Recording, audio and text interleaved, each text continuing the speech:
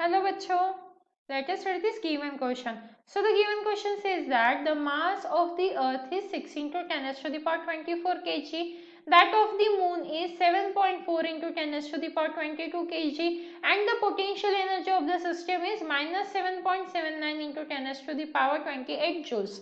The mean distance between the earth and the moon is, तो देखिए यहाँ पे हमें डिस्टेंस पूछा गया है अर्थ और मून के बीच में, और उसके लिए हमें पोटेंशियल एनर्जी दी है। तो पोटेंशियल एनर्जी का फॉर्मूला देखते हैं, वो क्या होता है, G M into m upon are.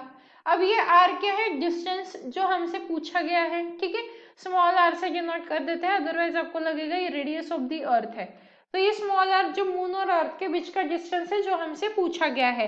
जी तो यूनिवर्सल ग्रेविटेशनल कांस्टेंट है जिसकी वैल्यू दी गई है 6.67 into 10 to the power -11 newton metre square पर केजी स्क्वायर, राइट।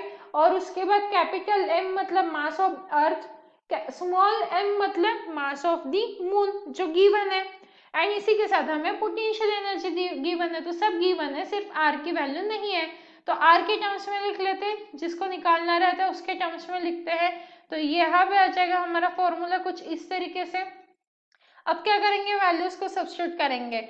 माइनस जी की वैल्यू क्या है 6.67 into 10 to the power -11 into earth का मास क्या दिया है हमें 6 into 10 to the power 24, moon का मास क्या दिया है 7.4 इंटू 10 टू द पावर 22।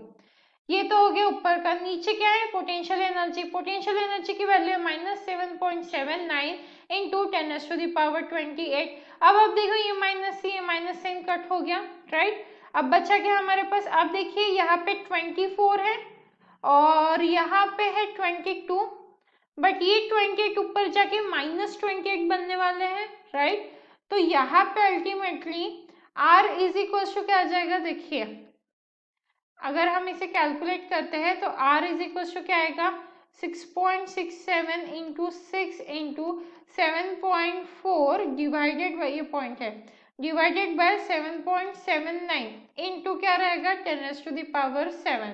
तो जब आप इसे कैलकुलेट करोगे तो ये अप्रोक्सीमेटली इक्वल आएगा 3.8 into 10 to the power 8 metre के।